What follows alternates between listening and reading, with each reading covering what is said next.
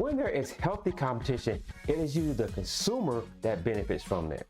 In the CPU space, there are a number of contenders that are vying for the top manufacturer in the CPU mobile world. Now, on the Apple side, there isn't much competition as it's pretty much just Apple's in-house chips, as they ditched Intel a long time ago and started making their own. Now, on the Android side, there are a number of contenders vying to be that top manufacturer. Obviously, you have Qualcomm, you have MediaTek, and don't forget Samsung and Google also dabble in making their own chips. But there is a new contender in that ring, and that is Xiaomi, as they are introducing their brand new chip. So in this video, we're going to take a look at Xiaomi's brand new XRING 01 processor and take a look at some of the details around that. But before we dive deep into all the information, if you're new to this channel and enjoy staying up to date with the latest tech news, then you've landed at the right place. Do me a huge favor, hit that subscribe button, hit that notification bell, and hit that like button if you enjoy this type of video. All right, let's dive into the details here. Xiaomi's brand new XRING 01 processor is here, and it is a killer. Now, this is an article out of Talk Android, so I have a couple of articles from Talk Android that we're going to go over in this video. Now, very few smartphone makers are in the custom chip business, and there aren't many that want to be there. Xiaomi, the second largest Android manufacturer in the world and the largest in China, certainly did not shy away from the challenge. Today, the company unveiled its XRING 01 smartphone processor, making it the first ever flagship chip. That's the first flagship. They did dabble with a CPU chip back in around 2017. We've seen Samsung and Google try at a flagship grade processor, and while they aren't horrible, it's hard to say that they match up with the best entries from Qualcomm and MediaTek. Xiaomi might change that narrative for good. So yeah, so we've seen Samsung dabble with the Exynos chip. Every year they go back and forth with which phone they want to bring it in, which different markets that they want to bring it to. And we've seen Google's Tensor chips have not really pretty much been able to, sniff what MediaTek or Qualcomm is doing. But Xiaomi has a chip on the market, and the numbers and everything that we've seen so far are looking pretty good. We have some Geekbench results, and surprisingly, there is a lot of power in that. Just a minute, I will go over some of those benchmarks. The XRING 01 brings an uncommon 10-core CPU design built on a 3nm process, just like the very best out there. The layout of the CPU goes like this. So you have two Cortex X925 cores clocked at 3.95 gigahertz with 2 megabytes of L2 cache each. Just so you know, Snapdragon 8 Elite Gen can go higher than 3.9 gigahertz. 6 times Cortex A725 cores with 1 megabyte L2 cache each. So for the 6 there, you got 4 at the clock speed of 2.4 gigahertz, and you have 2 at 1.9 gigahertz. Then you have 2 additional chips, Cortex A520 cores clocked at 1.8 gigahertz with shared 512 kilobytes of L2 cache here. As you can see, the design of the chip here. 2 prime cores at such high frequency is crazy work, but with plenty of efficiency focused cores, battery life might not be a big downside on this chip. Plus, that's backed up by ARM Immortalis G925 MC16 GPU, which has 16 cores. Let's not forget the 6-core NPU for all your AI needs. So the chip is packed, it's ready to go, it's ready to stack up against what what Qualcomm and MediaTek are doing out there.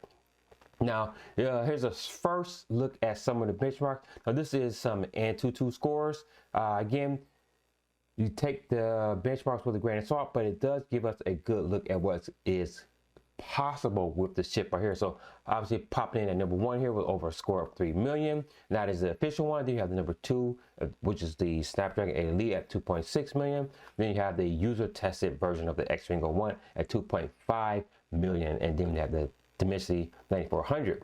Now let's take a look at some more other benchmarks here. This is the other article from Talk Android. So these are some benchmarks that they ran a number of tests. You can see with the single score and the multi-score, they stack up very well against what is out there from the Snapdragon 8 Elite chip. Doesn't quite beat it, but it's right there within actually less than 10% margin for what Snapdragon is doing. And we scroll down here, take a look at this table here. So we have a few different entries here. So we have two different entries for the X-Ring one from Ice Universe and another one from Jukan iOS or whatever.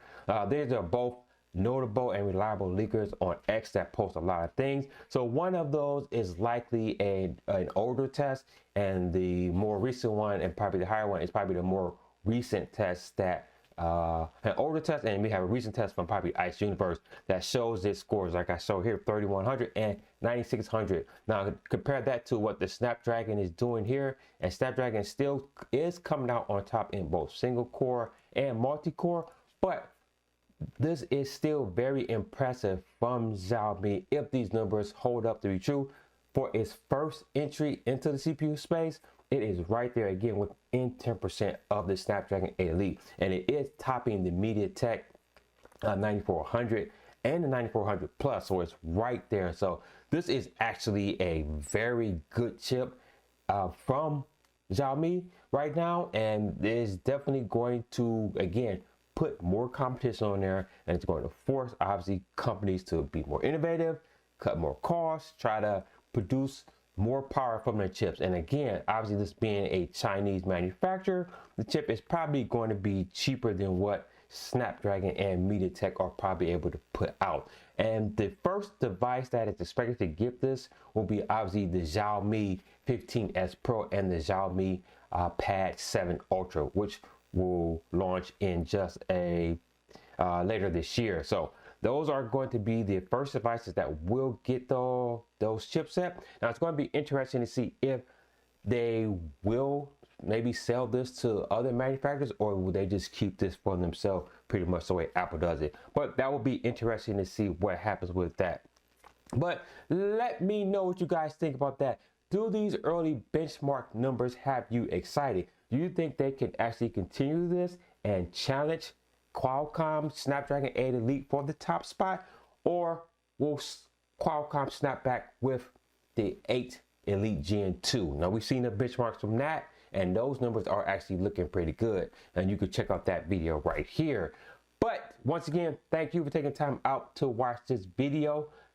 If you enjoy this type of video, please do me a huge favor, hit that subscribe button, hit that notification bell, and hit that like button. And chances are, if you have friends or family that enjoy this type of content, they may enjoy this as well. So make sure you share this with them. Also, if you want to stay up to date with today's tech news, head over to SoundsNerdy.com, where I curate and aggregate tech news from around the web, covering Apple, Samsung, Google, Android, computing, and even more general tech news, all at the website SoundsNerdy.com.